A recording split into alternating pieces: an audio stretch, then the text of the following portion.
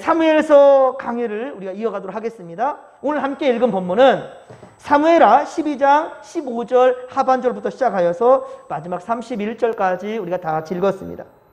다윗이 밧세바와 간음하여 태어난 그 아기는 죽음을 맞이하게 되고요. 자, 그리고 다음으로 태어난 솔로몬, 그렇습니다. 그 이야기를 담고 있어요. 다윗은 암몬과 아람의 그 연합군과 그리고 이스라엘의 치열한 전쟁 중에 우리 다윗은 그 자기 민족이, 그러니까 자기의 국군사들이 암몬과 아람의 연합군에 그렇게 정말로 어려운 전쟁을 하고 있다라 한다면 지도자로서 어떻게 되겠습니까? 정말 같은 마음 가지고 그리고 저들이 승리할 수 있도록 여러분 정말 기도하는 그러한 사람이 돼야 될 텐데 그 순간 뭘 했냔 말이에요. 그 순간에 바로 간음을 했다라는 거예요. 우리아의 아내 밧세바를 간음했지요. 그런데 다윗은 자신의 죄를 어떻게 해요? 회개하고 우리아에게 용서를 구하는 것이 아니라 그것을 덮고자 전쟁터에서 있는 우리아를 불러들였죠. 우리아를 불러들였고 그리고 그 아내 밧세바와 동침하게 하지요. 그래서 자기 죄를 덮어버리려고. 그런데 그 뜻대로 되지 않았죠. 그러자 다윗은 군사령관이었던 요압에게 지시하여서 우리아를 죽게 만들지요. 그 후 밧세바를 왕궁으로 데려와 아내로 삼았고 그 이제 임신을 하게 되고 잉태하기까지 이르는데 하지만 아기가 태어나기까지 무려 얼마나 걸린다고요? 10개월 동안 하나님은 침묵하셨습니다. 그것은 기회였습니다. 그렇죠? 다윗에게 회개할 기회를 줬어요. 하지만 폭풍전야 조용하고 아무런 하나님의 어떠한 혼도 없고 책망도 없고 아무것도 없으니 다윗은 완전 범죄라고 생각했겠지만 그렇지 않았습니다. 바로 하나님은 나단 선지자를 통해서 다윗의 죄를 그렇게 지적하였고요. 그리고 그제서야 다윗은 회개하게 되지요. 바로 이것이 앞서 사무엘하 11장과 12장 앞선 내용입니다.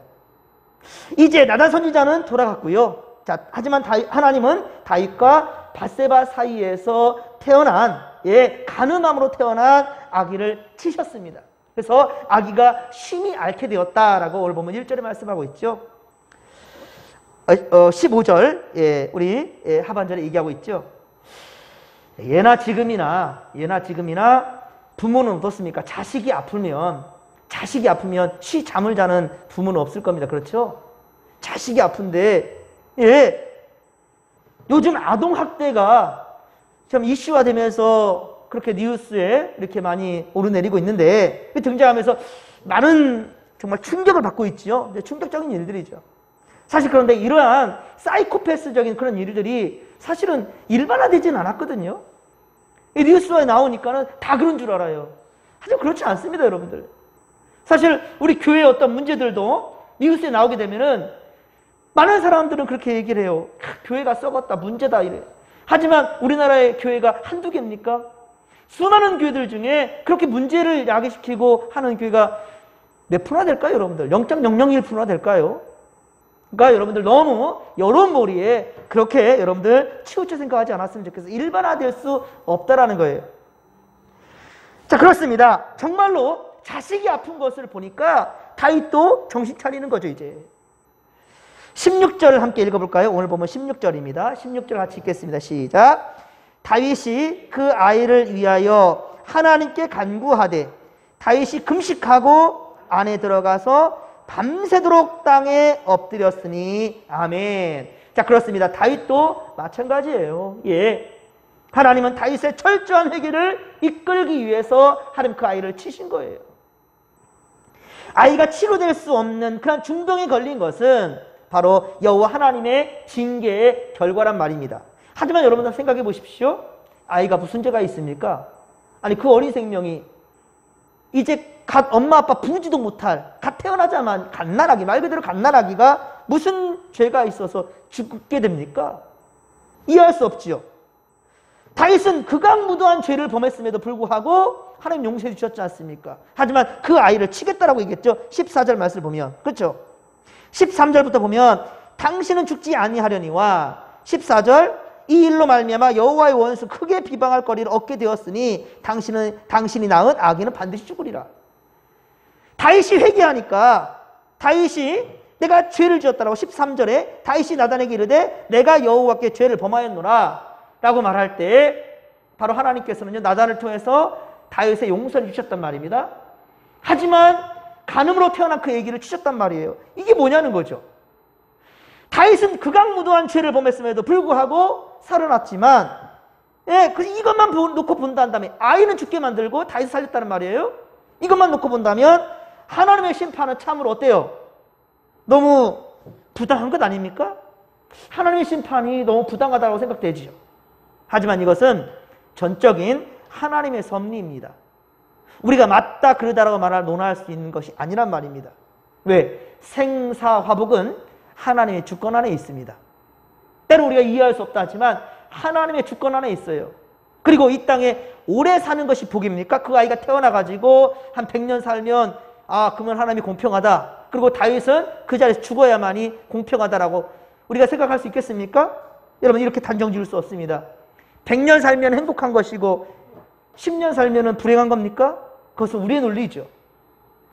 우리 세상적인 논리지요. 이렇게 단정 지을 수 없는 거예요. 지금이라도 주께서 부르시면 우리는 두말할 것도 없이 그저 죽음을 맞이할 수밖에 없는 겁니다. 때로는 지금도 정말 억울한 상황 가운데 죽어간 자들 얼마나 많습니까? 그렇다면 예수는 십자가 매달려 죽으면 안 될 분이셨고요. 베드로 또한 역시 죽으면 안 될 사람이었고요. 바울도 교수형을 목이 잘라 죽거든요. 아니 그거 뭘 잘못했는데요? 예수님의 제자들이 전부 다 순교를 당했습니다. 이 땅에 복음이 들어와서 구원의 역사를 이루기 위한 수많은 선교사님들이 죽어나갔습니다. 이거 불합리한 거잖아요. 여러분들 죽고 사는 문제에 대해서 우리가 이렇게 말할 수 없다라는 것입니다. 이렇게 하나님께 항변할 수 없다라는 거예요. 생사화복은 하나님의 주권 안에 있기 때문인 거죠. 그러나 다윗은 자신이 할 수 있는 한 최선을 다합니다. 그리고 온 힘을 다해 아이의 생명을 구원하고자 하나님께 납작 엎드렸죠. 그리고 금식하며 기도에 최선을 다했어요. 하지만 다윗의 간절함에도 불구하고 어떻게 됩니까? 앞서 14절에서 예고한 바대로 14절에 예고한 바대로 아이는 1회 곧 7일 만에 죽음을 맞이하죠. 아이는 7일 만에 죽음을 맞이합니다. 다윗이 기도하며 금식한 것은 그러니까 아이에 대한 미안함 그리고 그 아이에 대한 그 생명에 대한 존중과 사랑이기도 했지만 그러나 하나님께서 내리시겠다는 그 재앙을 어떻게든지 막아보려고 멈추게 하기 위하여서 하나님과의 또한 관계를 회복하기 위하여서 하나님과의 깨어진 관계가 회복되기 위해서 그렇게 일주일씩이나 금식하며 하나님께 엎드린 겁니다. 또한 또 한 가지 다윗 스스로에게도 자신을 돌아볼 수 있는 자신을 돌아볼 수 있는 참회의 시간이 필요했던 것이죠. 에스라 8장 21에서 23절 에스라 8장 21에서 23절에 보면 학자 겸 제사장이었던 이 에스라는요 바벨론 포로에서 돌아와서 바벨론 포로기에서 돌아와가지고 이 백성들을 통해서 이제 예루살렘 재건을 이제 이루게 됩니다. 예루살렘 재건을 이루고 회복을 위하는데 그런데 하나님의 거룩한 손 우리의 아무리 열정과 열심이 있다 할지라도요 하나님의 도우시는 손이 필요하다는 거예요. 할렐루야. 하나님의 도우시는 거룩한 손으로 베푸실 선한 역사를 위해서 어떻게 했습니까? 금식을 선포했어요. 금식을 선포했습니다. 그리고 에스라 8장 23절에 그러므로 우리가 이를 위하여 금식하며 우리 하나님께 간구하였더니 그의 응낙하심을 입었느니라. 할렐루야. 금식하며 최선을 다해 전적으로 주님께 매달리며 나아갔더니 주님께서 응답하셨다는 겁니다. 하지만 다윗의 간절한 기도에도 불구하고 아이는 어떻게 됩니까? 죽게 됩니다. 죽었어요.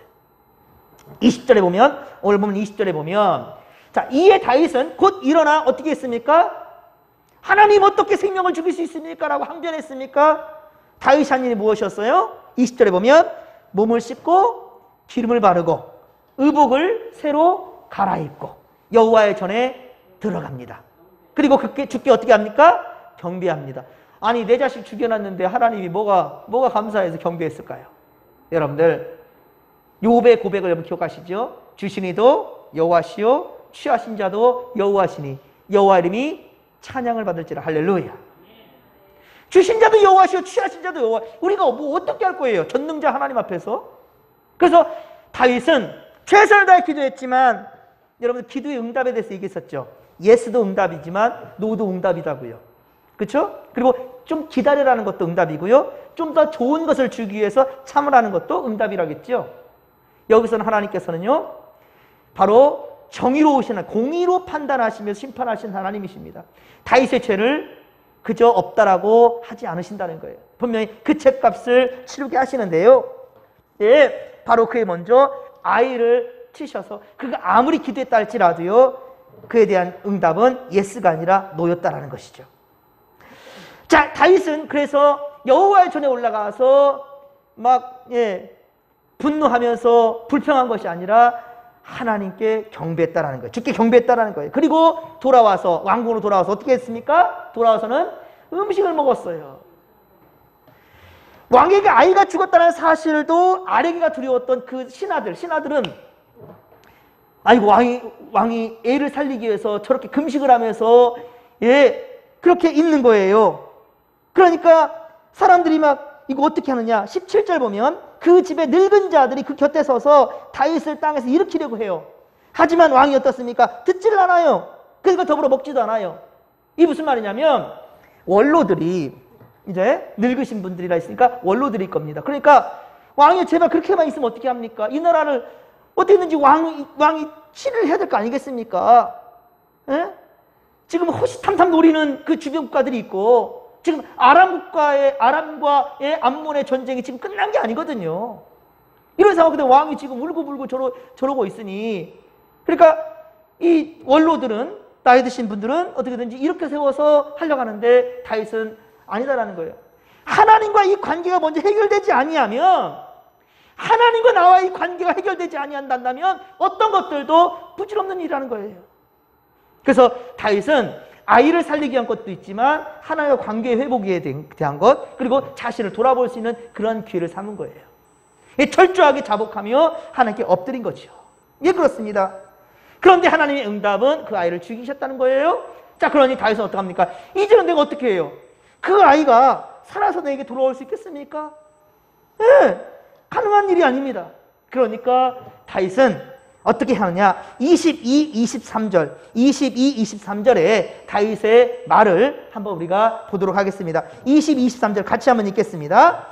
이르되 아이가 살았을 때 내가 금식하고 운 것은 혹시 여호와께서 나를 불쌍히 여기사 아이를 살려주실는지 누가 알까 생각함이거니와 지금은 죽었으니 내가 어찌 금식하랴? 내가 다시 돌아오게 할 수 있느냐? 나는 그에게 가려니와 그는 내게로 돌아오지 아니하리라 하니라. 아멘. 사실이죠. 팩트죠. 네. 죽은 아이가 살아서 내게 오겠는가? 오히려 내가 늙어서 언제든지 간에 늙어 죽든지 지금 죽든지 좌우지간 하나님 부르실 때 내가 죽어서 이제 그한테 갈 뿐이지. 그렇죠? 그렇습니다. 아이가 살았을 때는 하나님께서 혹시 살려주실지도 모르겠으니까 할 수 있는 최선을 다하는 거예요. 그리고 하나님의 처분을 기다리는 거죠. 이게 바로 믿음의 삶인 거예요. 여러분들 기도하실 때 이런 자세가 필요합니다. 우리가 할 수 있는 최선을 다하는 거예요. 그리고 하나님께 처분을 맡기는 거예요. 예? 그런데 우리가 최선도 다하지 못하거니와 최선도 다하지 못하 하나님께 최선을 다하지 못하거니와 그리고 이것이 일이 그르쳤을 때 원망 불평만 하는 거예요. 하나님의 뜻에 맡길 줄 모르고요. 예? 오히려 하나님의 뜻에 맡긴다 한다면 하나님은 더 좋은 방법으로 해결해 줄 수 있다는 것을 여러분들 분명히 신뢰할 수 있게 되기를 주의 이름 간절히 축원합니다. 자, 그렇습니다. 즉 다윗은 삶과 죽음에 대한 영역을 이 삶과 죽음에 대한 영역을 주관하시는 생사화복을 주관하시는 바로 하나님을 바로 알았다라는 것이지요. 우리가 새벽마다 신명기서를 지금 공부하고 있는데요. 모세도 약속의 땅 가나안에 꼭 가고 싶었습니다. 그렇죠? 그가 이스라엘 백성들을 이끌었으니까 당연히 자기도 가나안 땅에 들어가고 싶지요. 예, 하지만 그래서 신명기 3장 25절, 신명기 3장 25, 26절에 보면 하나님께 어떻게 해요? 간구하죠. 하나님, 나 가나안 땅에 가고 싶어요. 하나님 뭐라고 했죠? 너 안 돼. 하나님은 모세에게 그만해도 족하니 더 이상 말하지 마. 너무 매정하게, 그렇죠? 너무 매정하게. 여러분들 기도할 때 이런 음성 들리면 여러분들 어떻겠습니까? 이게 뭐야? 그럴 거 아니에요. 승질내고 짜증내고 막 그럴 거 아니겠습니까? 여러분 기도할 때 하나님이 더 이상 말하지 마 라고 말한다면 여러분 어떻게 했어요? 속상하죠. 속상할 정도겠습니까? 세상에 하나님 해도 너무한다고 하죠. 오히려 나보다 믿음 더 안 좋은 그런 성도들은 다 챙겨주면서 왜 나는 안 해주냐고 하나님 이럴 거 아니겠어요? 모세가 얼마나 큰 죄를 졌다고요. 무리바 사건 때문에 그거거든요. 하지만 그것도 화가 나잖아요. 에? 백성들이 막 다 죽이려고 달라드는데. 자, 그런데 모세는 어떻습니까? 내 나이 120세라 내가 더 이상 출입하지 못하겠고, 오늘 말씀이었던 거죠. 신명기 31장 오늘 새벽에 전한 말씀이에요. 모세는 후계자 여호수아를 이제 대신해서 자신을 대신해 세우게 되잖아요. 예. 그러면서 한 말이 뭐냐면 내 나이 120세요. 출입할, 그러니까 다시 말하면 거동하기도 힘들어라고 말하죠. 예. 그래서 오히려 하나님께 원망 돌리지 않고 야 하나님이 나 못 들어간대 라고 포커스를 맞춘 것이 아니라 내가 지금 출입하지를 못해. 그러니까 내가 거동하기도 힘들어 라고 말을 하거든요. 그러나 그가 죽을 때 그 순간이 기록되어 있어요. 예, 바로 신명기 34장, 신명기 34장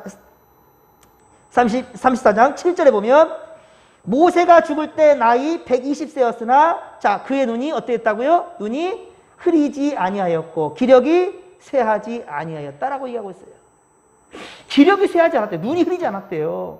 그런데 모세는 자칫 백성들이 하나님께 또 원망할까 봐 그것을 자신의 모습으로 돌리고 있죠. 내가 지금 기력이 약해가지고 거동도 힘들어 라고 말하는 거예요.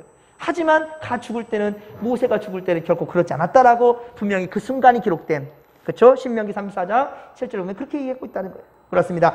모세는 하나님께서 가나안에 입성하는 것을 허락하지 않으시자 입술로 불평불만한 것이 아니에요. 입술로 불평불만하지 아니하고요. 예. 오히려 백성들을 향하여 내가 120세라 더 이상 거동하기 힘들기 때문이다라고 그렇게 애둘러서 말한다는 거예요.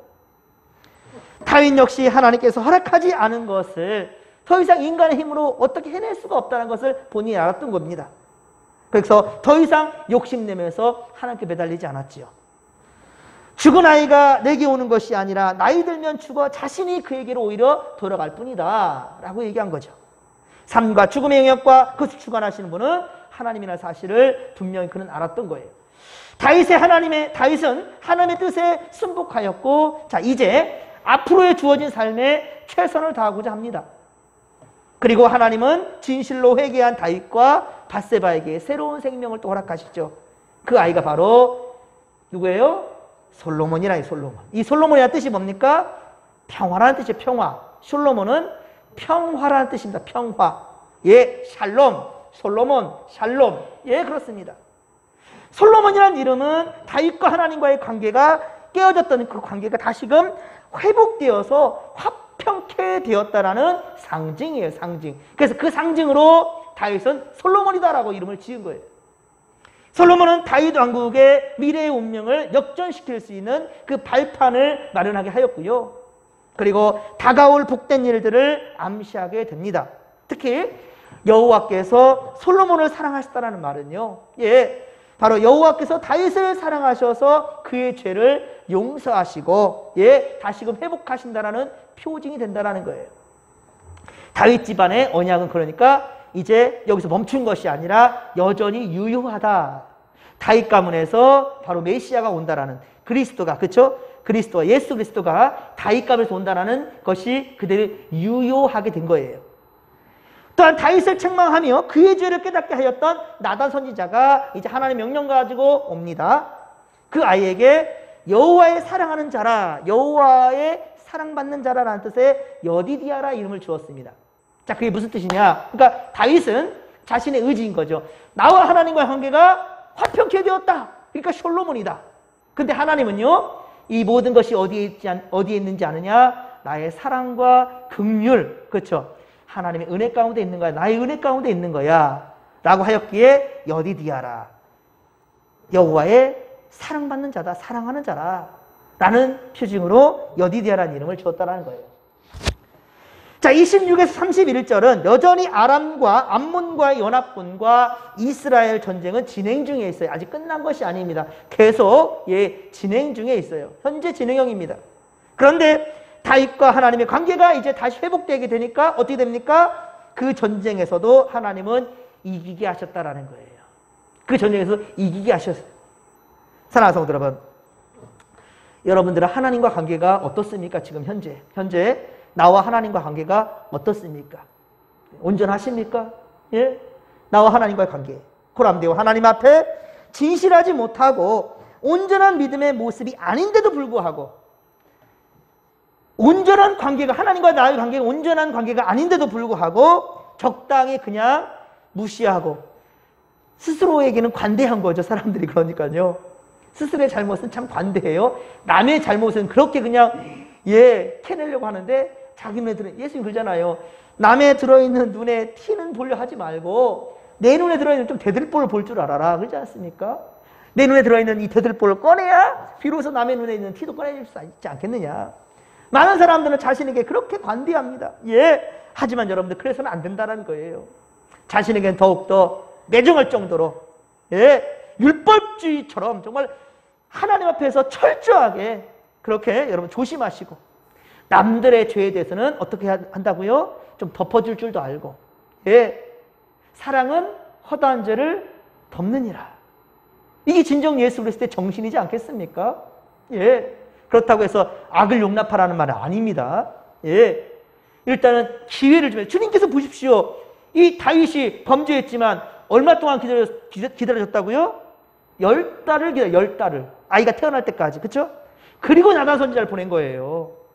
여러분들도 누가 잘못하거나 흠이 있고 죄 악된 어떤 모습들이 있다 한다면 곧바로 가서 어때 여러분들이 그렇게 하지 마시고 심판하듯이 막 그렇게 말하지 마시고 정죄하지 마시고 분명한 것은 그에 앞서 먼저 코람데오 하나님 앞에 나갈 수 있는 그래서 그를 위해 정말로 울어줄 줄 아는 그를 위해서 기도해 줄 줄 아는 그러한 마음이 우리 가운데 있게 되기를 간절히 빌고 소망합니다.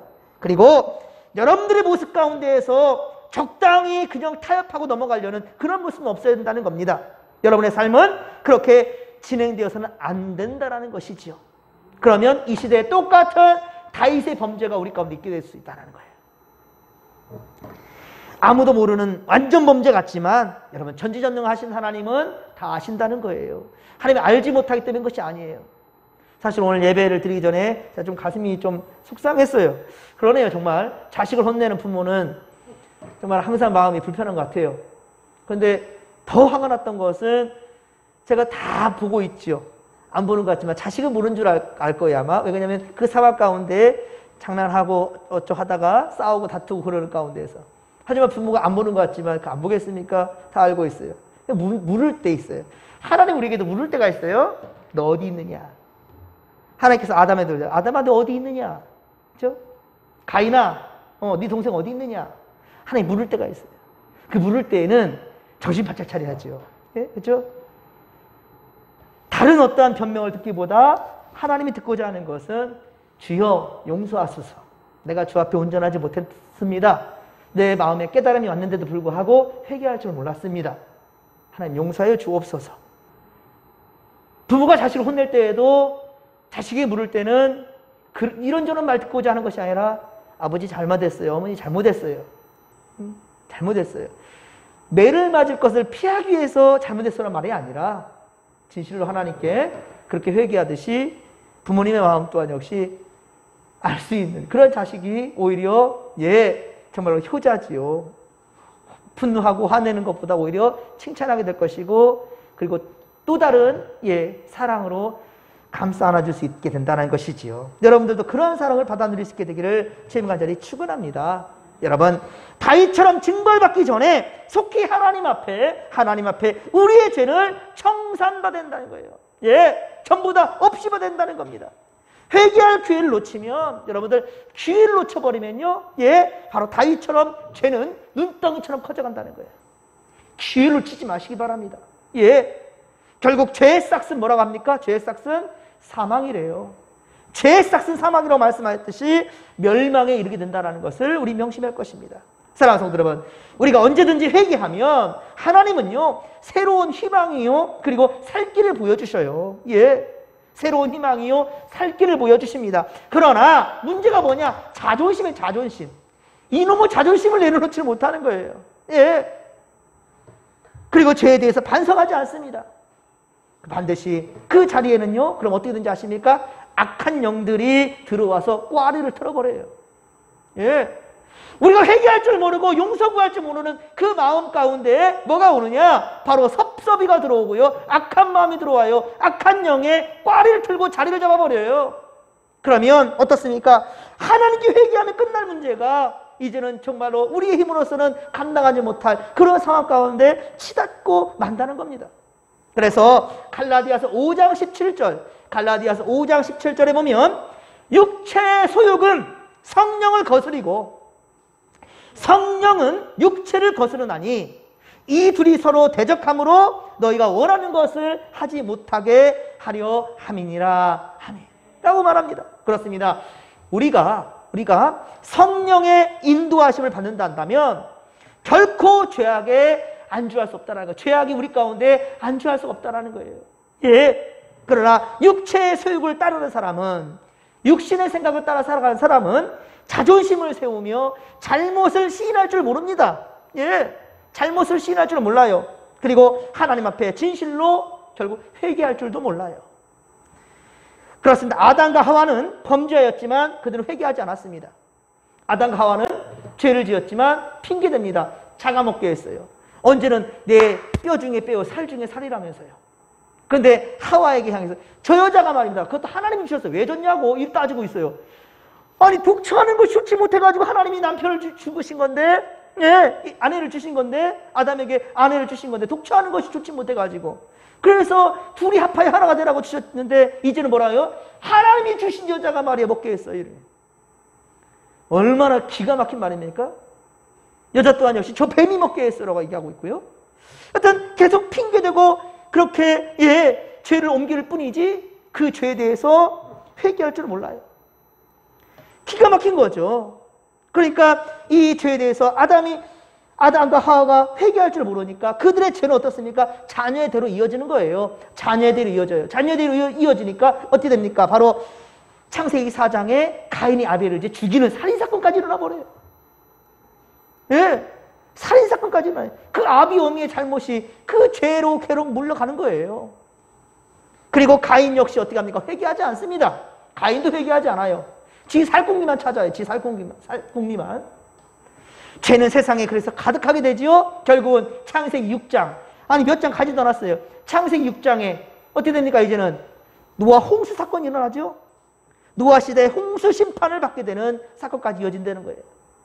그럼에도 하나님은 노아를 통해서 방주를 준비하게 하시고, 그렇죠, 구원의 역사를 준비하셨습니다. 예비하셨어요.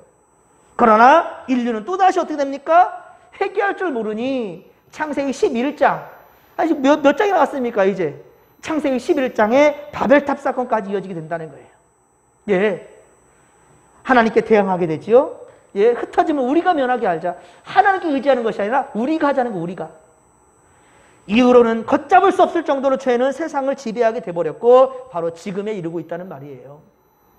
사랑하는 성도 여러분, 죄된 것을 깨닫는 순간, 이것이 하나님 앞에 온전치 못하다는 것이 여러분들에게 깨달음이 되는 그 순간, 여러분들 즉시로 하나님 앞에 무릎을 꿇기를 주님 간절히 축원합니다.